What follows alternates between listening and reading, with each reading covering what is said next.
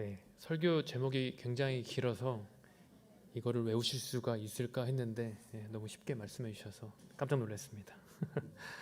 네, 지난 한 학기 동안 온전함에 대해서 말씀을 나누었습니다. 지난번에 제가 다윗의 온전함에 대해서 말씀을 나누었고요. 평생 한결같았던 마음으로 하나님을 사랑했던 인생 다윗에 대해서 말씀을 나누었고, 이번에 어떤 말씀을 나눌까 생각을 하고 기도를 하다가 이 시대를 살아가는 그리스도인의 온전함에 대해서 말씀을 나누면 좋겠다라는 생각이 들어서 오늘 에베소서 말씀을 통해서 이 그리스도인의 온전함에 대해서 다시 한번 생각해보고 상고해보는 시간이 되면 좋겠습니다. 오늘은 이 시대를 살아가는 성도인 그리스도인의 온전함에 대해서 말씀을 나누는데요. 두 가지 메시지를 함께 나누고 싶습니다. 첫 번째는 개인적인 측면에서 이 그리스도인의 온전함에 대해서 말씀을 좀 나누려고 하고요. 두 번째는 공동체적인 측면에서 이 그리스도인의 온전함에 대해서 말씀을 나누려고 합니다. 두 가지 메시지인데요. 첫 번째 메시지는 그리스도인의 온전함은 그리스도를 아는 지식과 믿음으로 온전해지기 시작한다는 것입니다. 우리 같이 한번 긴데요. 천천히 따라하겠습니다. 시작. 그리스도인의 온전함은 그리스도를 아는 지식과 믿음으로 온전해지기 시작합니다. 네, 오늘 본문은 에베소서 말씀입니다. 요즘 우리가 갈라디아서 말씀을 나누고 있는데요. 이 갈라디아서는 이 복음과 율법 사이에 이 변증적인 내용을 많이 다루고 있습니다. 근데 이 반면에 에베소서는 이 교회의 본질인 교회론, 그리고 그리스도와 이 교회의 관계에 대해서 이 가르치는 이 교리와 실제적인 적용에 대한 부분으로 적혀 있습니다. 에베소서는 두 부분으로 나눌 수 있는데요. 첫 번째 부분은 1장부터 3장까지입니다. 하나님의 구원 계획과 또 교회를 통해서 이루시는 하나님의 구원 역사에 대해서 적혀져 있고요. 두 번째 부분은 오늘 말씀 부분입니다. 4장부터 6장까지는 이 성도들의 올바른 삶의 자세에 대해서 소개를 합니다. 그렇다면 이 그리스도의 온전함이란 이 무엇에 기초할까? 저는 에베소서 말씀을 묵상하면서 이 그리스도인의 온전함, 이 온전함에 대해서 묵상하면서 이 말씀을 통해서 우리가 받은 구원에 대한 깊은 묵상과 그 깨달음으로부터 이 시작이 된다고 생각을 합니다. 바로 구원을 통해서 부르심을 받은 그리고 성도들이 공동체를 이루어 나가는 이 교회에 대한 이 깊은 묵상과 이 깨달음을 통해서 이 그리스도의 온전함이 완성된다고 저는 생각합니다. 오늘 본문 에베소 4장인데요. 4장은 그리스도의 몸 안에서 이 하나 되는 그리스도인의 연합에 대해서 이야기를 하는 부분입니다. 먼저 13절에 보면 그리스도인 개인의 온전함에 대해서 이야기를 합니다. 먼저 13절 말씀 같이 읽도록 하겠습니다. 시작. 우리는 모두 하나님의 아들을 믿는 것과 아는 지식에 하나가 돼 온전한 사람을 이루어 그리스도께서 충만하신 정도에까지 도달해야 합니다. 아멘. 그리스도인 각 개인이 어떻게 그리스도인으로 온전함에 이르게 되는가? 바울은 13절에 보니까 하나님의 아들을 믿는 믿음과 그리스도에 대한 지식이 온전함에 이루게 한다고 에베소 성도들에게 설명을 하고 있습니다. 여러분, 우리가 소유한 믿음, 여러분 하나님의 아들을 믿는 믿음은 무엇입니까? 예수님께서 이 땅에 오셔서 사람의 아들로 오시고 또 십자가에 달려 내 죄를 위해 죽으시고 그리고 부활하셔서 다시 오심을 믿는 믿음입니다. 여러분, 근데 이것을 아는 지식은 그리 간단한 지식이 아닙니다. 왜 제가 간단한 지식이 아니라고 설명을 하느냐? 여러분, 이 지식이 이성적으로 믿어지십니까? 믿어지는 지식이 아닙니다. 세상에 가진 철학과 세상에 가진 지식으로는 설명될 수 없는 지식이기 때문에 그렇습니다. 여러분, 어거스틴은요 이렇게 이 믿음에 대해서 표현을 했습니다. 나는 이해하기 위해 믿는다. 그리고 나는 더 잘 믿기 위해 이해한다. 좀 어려우세요? 천천히 설명을 해드릴게요. 나는 이해하기 위해 믿는다고요.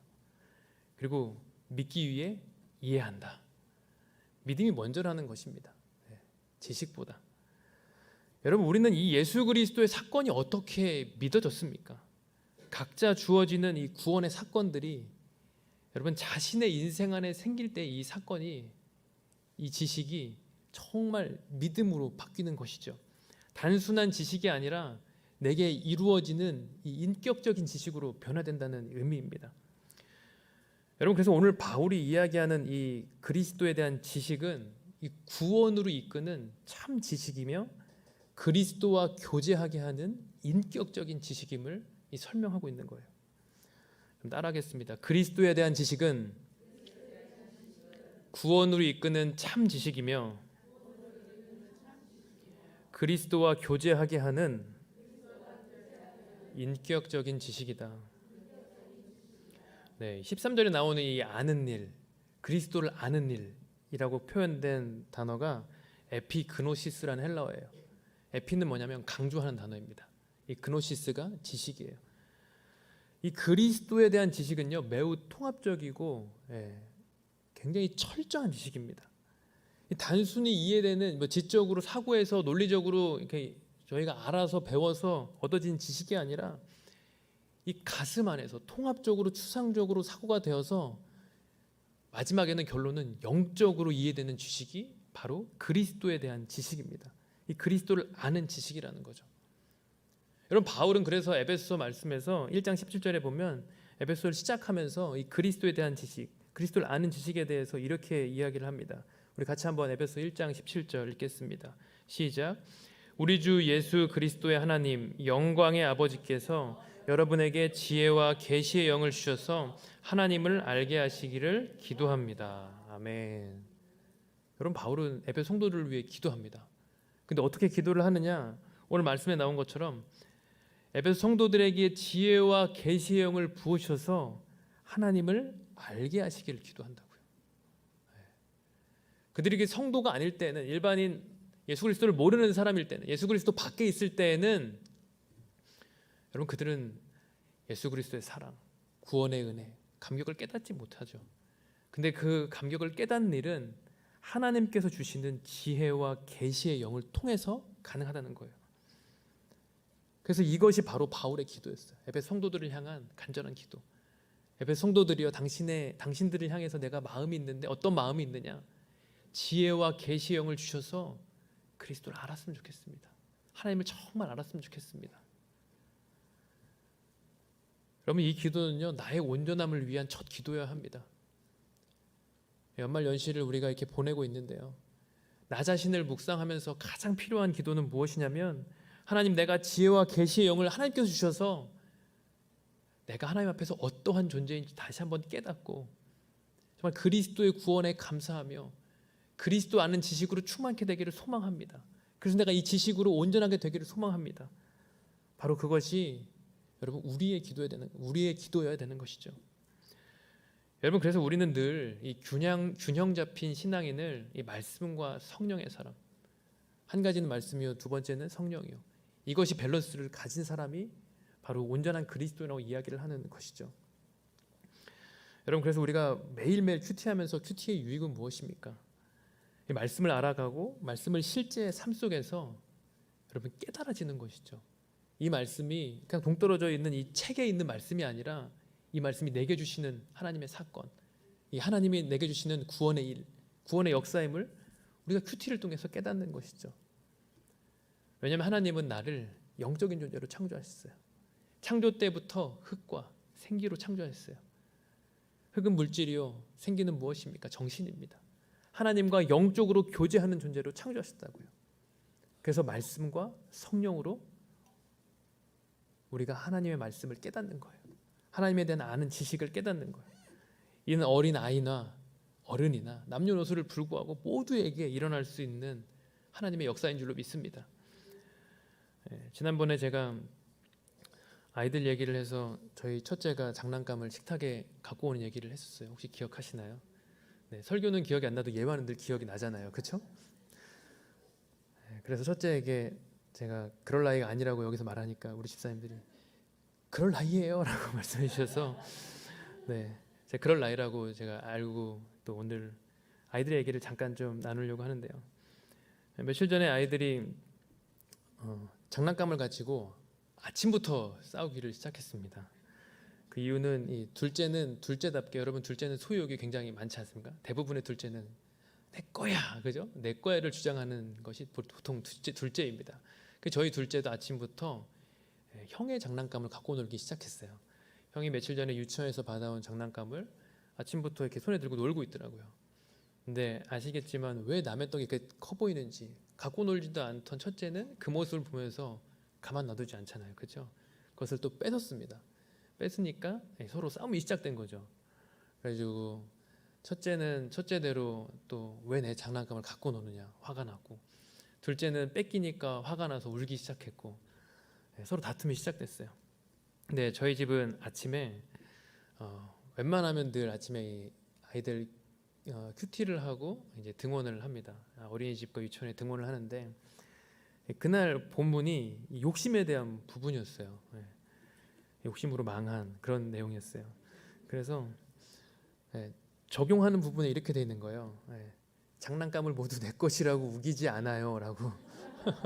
정말로 그렇게 돼 있는 거예요. 그래서 제가 정리를 못하고 저희 아내가 다 이렇게 상황을 정리해 준 후에 아이들이 서로 뭐를 잘못했는지 이야기를 하기 시작했어요. 뭐 이렇게 잘못했어? 그러니까 첫째는 내 동생한테 장난감을 빌려주지 않은 것에 대해서 잘못했어요.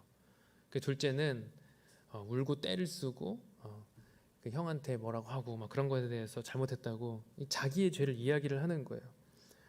여러분, 아이들도 이 예수님의 말씀, 하나님의 말씀을 듣고요, 이 말씀 안에서 이 자기 죄가 깨달아지고 그 삶에 적용이 되는 것이죠. 삶에 적용이 되면서 하나님 말씀을 분명히 이해하는 거예요. 왜냐하면 하나님 말씀은 예수 그리스도에 대한 지식이고, 이 지식은 여러분 아직도 어린 아이들지만 그 아이들도 영적으로 뭐가 잘못된지는 아는 거예요. 성령께서 알려주시는 거죠. 여러분, 아주 단적인 예입니다. 하지만 성령은요, 우리가 받은 구원을 통해, 우리가 소유하고 있는 예수 그리스도의 지식을 통해 하나님의 말씀을 깨닫게 하시고 이 말씀대로 살아가는 법을 알게 하시는 분이 바로 성령님이신 줄 믿습니다. 여러분, 그래서 달라스 윌라드는요, 이 그리스도를 아는 지식에서 이렇게 이야기를 합니다. 제가 좀 읽어드릴 테니까요, 같이 한번 마음속으로 읽어주시겠어요? 한번 띄워주시면, 굉장히 작지만 보이시죠? 보일 줄로 믿습니다. 제가 읽어드릴게요.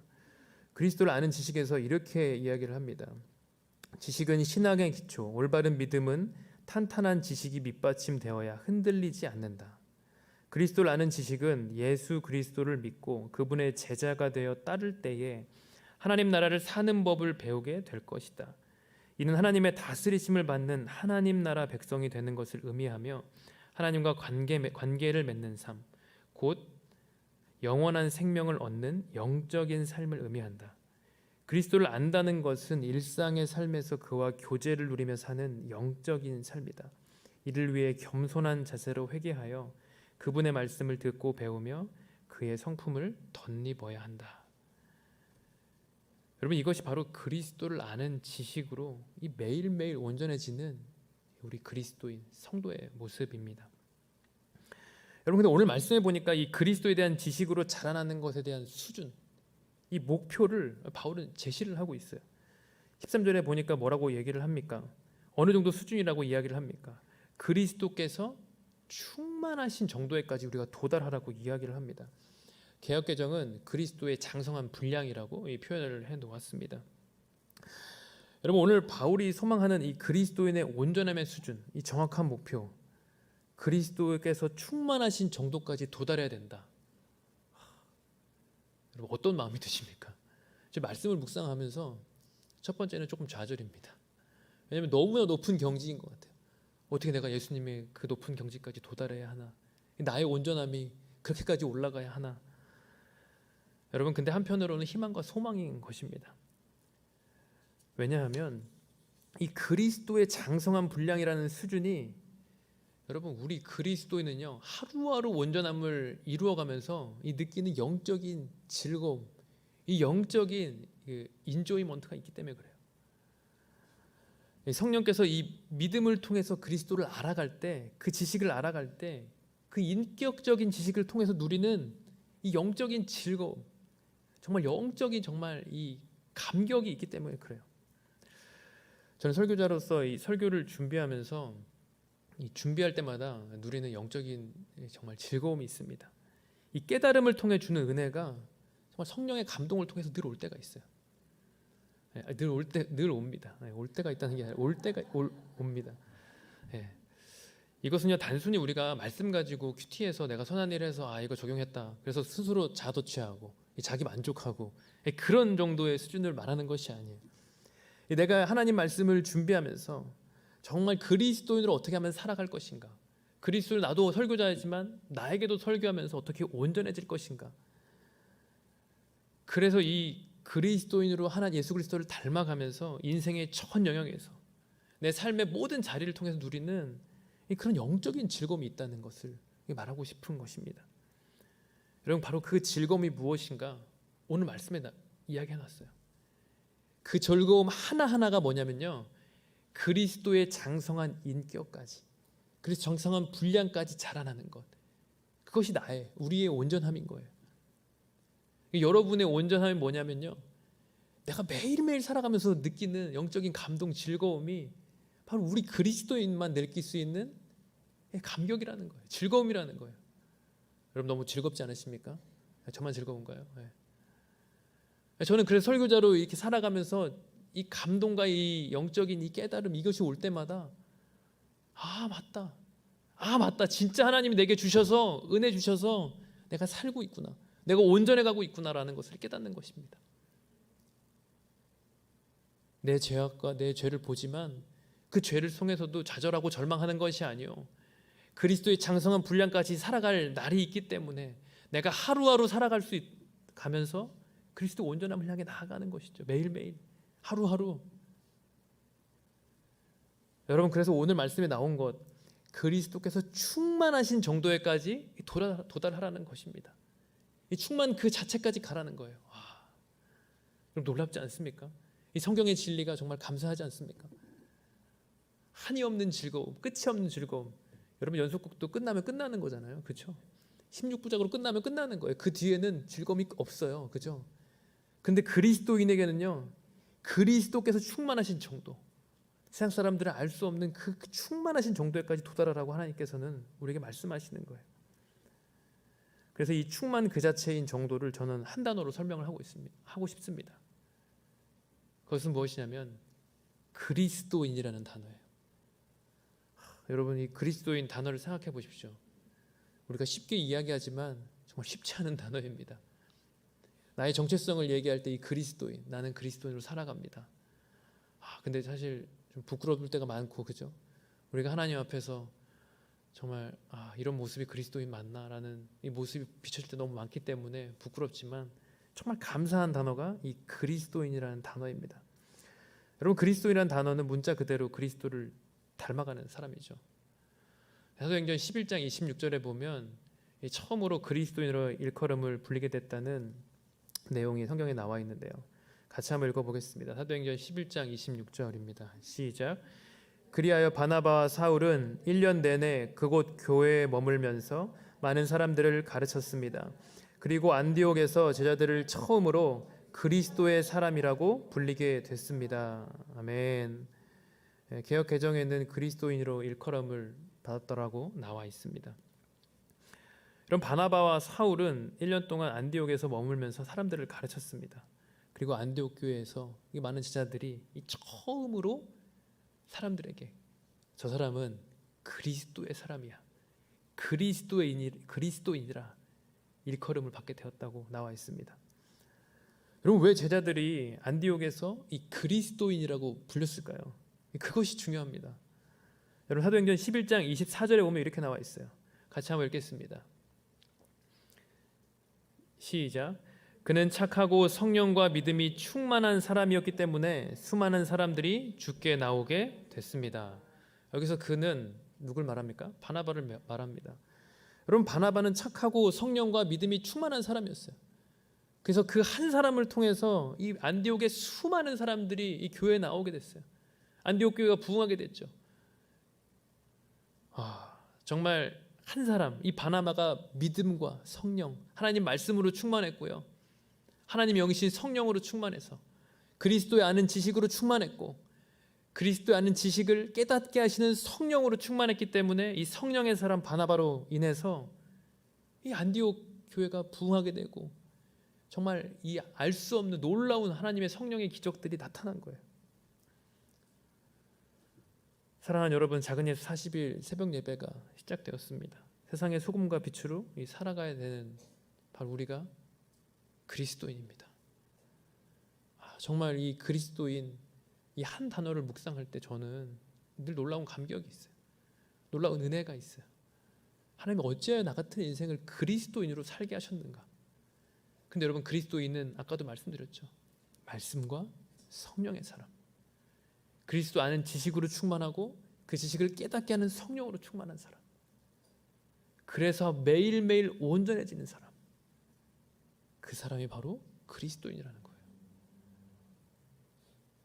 오늘 담임 목사님께서 계속 말씀하시죠. 세상 가운데 가서 소금으로 녹여져서 살아라. 그리스도의 사랑을 전하는 사람으로 살아라. 그래서 그 은혜로 우리가 세상을 변화시키고 말씀과 성령으로 충만할 때만 그것이 가능하게 되는 것이다. 계속 우리가 말씀을 나누고 있습니다. 여러분, 그리스도의 온전함을 소망하는 한 사람이 되시기를 주님의 이름으로 축복합니다. 두 번째로 나누고 싶은 메시지는요, 이것입니다. 같이 한번 따라서 읽겠습니다. 시작. 사랑으로 그리스도에까지 자라납니다. 아멘. 두 번째 나누고 싶은 메시지는 사랑으로 그리스도에게까지 우리가 자라나야 한다는 것입니다. 우리 14절, 15절 말씀 같이 읽도록 하겠습니다. 시작. 우리는 더 이상 사람들의 속임수 곧 거짓된 관계로 인한 술책에 넘어가 온갖 교훈의 풍조에 떠밀리고 휩쓸리는 어린아이가 되지 말고 사랑 가운데 진리를 말하며 범사의 머리 되시는 그리스도에게까지 자라나야 합니다. 아멘. 오늘 권사님, 이은영 권사님께서 기도해 주시는데 모든 말씀을 가지고 기도해 주셔서 너무 감사했습니다. 14절 보니까요, 바울은 속임수와 간사한 유혹에 빠지고 술책에 넘어가는 어린아이가 되지 말라고 이야기를 합니다. 이 바울이 말하는 어린아이의 특징은요, 이 풍조에 떠밀리고 여러 가지 세파에 휩쓸리는 모습을 이야기를 합니다. 이 에베소 지역은요, 무역과 상업이 발달한 도시였어요. 이방의 종교들이 이 굉장히 모두 집합한 이 신들의 도시, 우상의 도시가 바로 에베소였습니다. 여러분, 사도행전 19장에 보면 이 바울이 에베소에서 복음을 전할 때 이 은장색, 데메드리오라는 은장색이 나타나서 군중을 선동해서 이 바울이 복음을 전할 때 자기의 소득이 급감하자 막 군중을 폭동을 일으키고 군중을 일으켜가지고 이 바울에게 복음을 전하기를 회방한 곳이 이 바로 에베소였어요. 온갖 우상의 도시, 온갖 종교의 도시가 바로 에베소였죠. 근데 이 에베소 교인들에게 바울은 이렇게 권면하는 거예요. 속임수에 빠지지 말고 유혹에 빠지지 말고 온갖 교훈의 풍조에 빠지지 말 것을 권면하고 있습니다. 여러분, 이 시대를 살아가는 우리 그리스도인의 삶도 별반 다르지 않죠. 밖에만 나가면 온갖 신천지와 이단, 여러 가지 잘못된 사상이 난무합니다. 이단의 세력들은 우리를 속이고 자꾸 유혹을 하고 어디를 가자고 성경 공부를 하자고 이야기를 하죠. 여러분, 왜 이렇게 많은 이단이 있습니까? 거의 대부분의 이단이 이 그리스도에 대한 잘못된 이해와 지식에서 시작됩니다. 아까도 말씀드렸죠. 올바른 참 지식이 아니라 이 그리스도에 대한 잘못된 이 지식을 따라서 이 사람들을 현혹하고 그리고 진리 없는 사랑을 이야기합니다. 그런데 오늘 바울은 기독교 진리의 핵심을 분명히 이야기를 해줘요.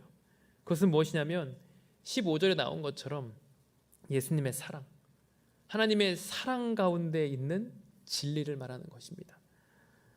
여러분, 기독교 교리의 핵심이 바로 사랑입니다. 근데 사랑 안에서 진리를 이야기하는 것입니다. 율법에 매이는 것도 아니고, 여러분, 율법의 기초가 사랑임을 우리는 알고 있습니다. 그래서 모든 것의 머리 되시는 그리스도, 그 사랑 안에서 진리를 우리는 매일 이야기하는 것이죠.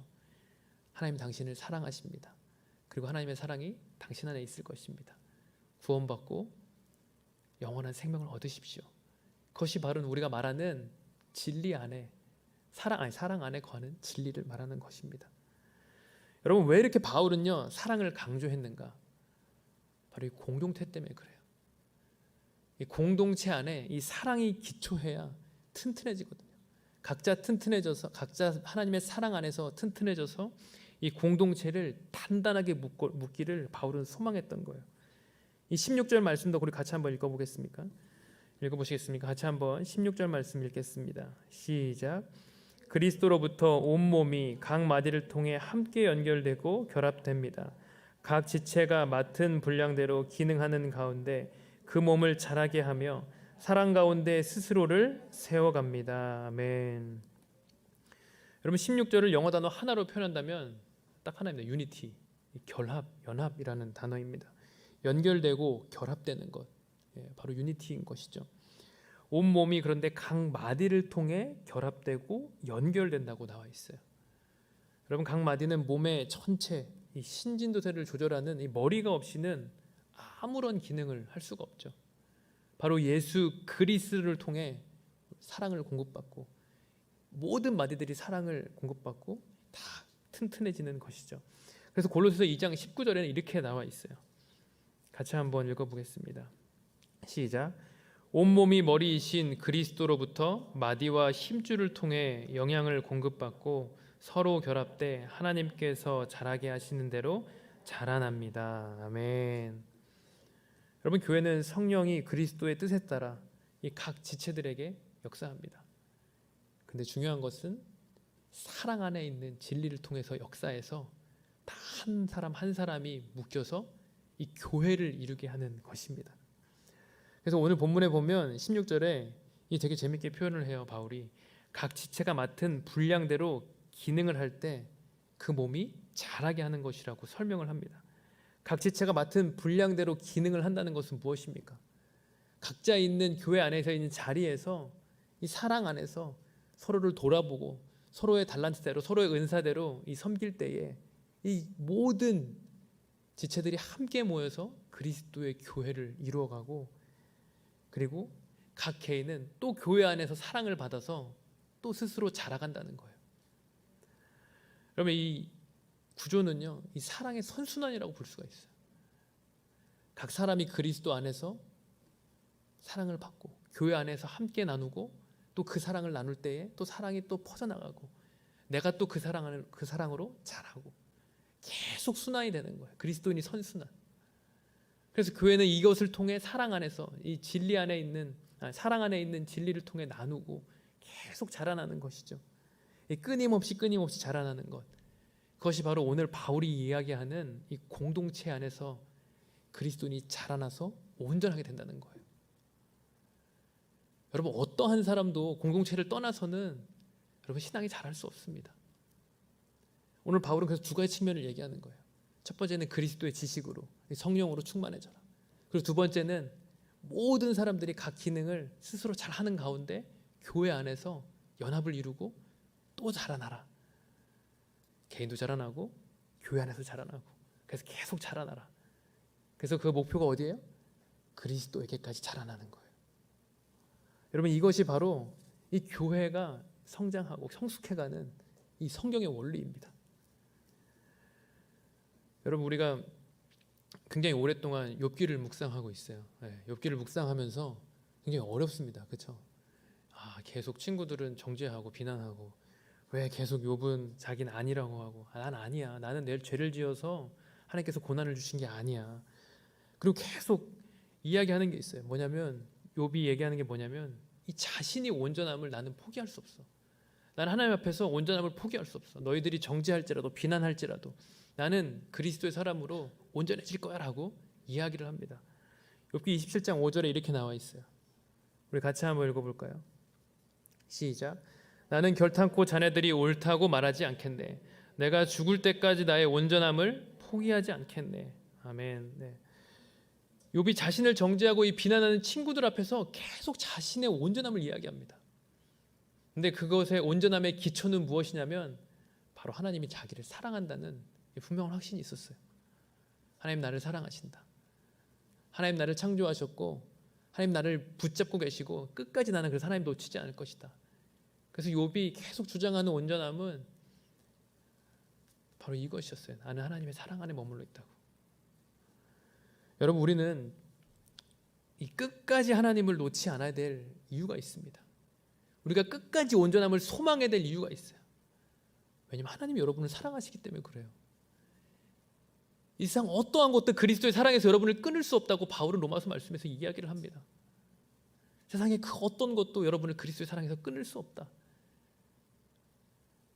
그래서 여러분, 이 그리스도의 사랑으로 자라나는 공동체, 이 나로부터 시작되고 그리고 가정으로 또 사회로 또 내가 속해 있는 이 교회 안에서 그리고 이 사랑 안에서 자랑하는 공동체가 바로 이 교회라는 것이죠.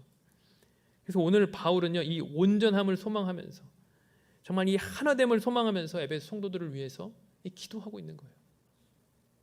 여러분, 옆에 분들에게 한번 이렇게 권면하시겠어요? 그리스도에까지 자라나야 합니다. 다시 한번요, 그리스도에게까지 자라나야 합니다. 네, 바로 우리의 목표이고 우리의 소망이고 우리가 궁극적으로 가야 하는 이 구원의 완성의 모습입니다. 말씀을 마무리하면서 한 가지 이야기를 나누고 말씀을 마무리하려고 합니다. 이 연말이 되면서 이 온전함에 대한 말씀을 묵상하는데 또 저를 묵상하게 되고 또 성도님들에게 권면할 말씀을 이렇게 묵상하는데 오늘의 교회에서 파트교역자로 처음 사역하던 저의 모습이 좀 생각이 났어요. 연말 연시를 이렇게 보낼 때마다 저는 늘 이렇게 처음을 많이 생각을 하는 것 같아요. 2005년도 말이었는데요. 이게 처음 이제 부천 온누리교회에서 사역을 하는데 그때의 생각을 하면 어떻게 이런 초보 전도사를 선생님들이 받아주셨나 그런 생각이 너무나 많이 들어요, 정말로. 왜냐하면 제가 이렇게 가끔씩 저의 이제 컴퓨터를 이렇게 보면서 정리를 하면서 옛날 제가 썼던 설교문을 이렇게 클릭을 해봐요. 근데 그 클릭을 하는 순간 정말 이런 설교문을 어떻게 아이들이 설교를 들었으며 선생님들이 이 설교를 듣고 어떻게 은혜 받았다고 얘기를 해주셨지? 이런 생각이 드는 거, 이런 마음이 드는 거예요. 전 늘 그렇게 말씀을 해줄 거예요. 은혜 받았습니다, 전도사님. 말씀 너무 좋았어요. 15년 뒤에 보니까 이건 정말 정말 이 파일을 내가 꼭 갖고 있어야겠다. 왜냐하면 이렇게 못하고 정말 너무 설교를 못해서 이거를 받아준 정말 성도님들을 정말 내가 감사하며 내가 이 사랑 때문에 이게 지금의 내가 있을 수 있었구나. 지금 잘한다는 얘기가 아니고요. 그나마 내가 이만큼 성장할 수 있었던 것도 이 성도님들의 정말 이 선생님들의 사랑 때문에 내가 있을 수 있었구나. 지금 내가 이렇게 사역할 수 있구나라는 것을 다시 한번 깨달아요. 정말로. 그래서 그때 늘 이렇게 부천 온누리교회 사역할 때 우리 선생님들이 저에게 이렇게 얘기해 주셨어요. 우리 전도사님. 그 당시에는 그런 이렇게 마음들이 더 많았어요. 정말 우리 전도사님. 제가 부천 중등부에서 3년 정도 사역을 했는데 3년 정도 사역을 하니까 너무너무 이렇게 저를 좋아해 주시는 거예요. 근데 그 사랑을 먹으니까 이 교역자가 막 살아납니다. 정말. 내가 더 우리 선생님들 사랑하고 우리 친구들 사랑하고 더 열심히 정말 섬기고 그래야지. 그 마음이 자라나는 거예요. 왜냐하면 그리스도의 사랑 안에서 저도 계속 온전함을 추구하게 되고요. 교회가 정말 하나님 사랑 안에서 성장하기를 소망하고 아이들이 자라기를 소망하고 계속 이렇게 사랑의 선순환이 계속되기를 소망하는 거예요.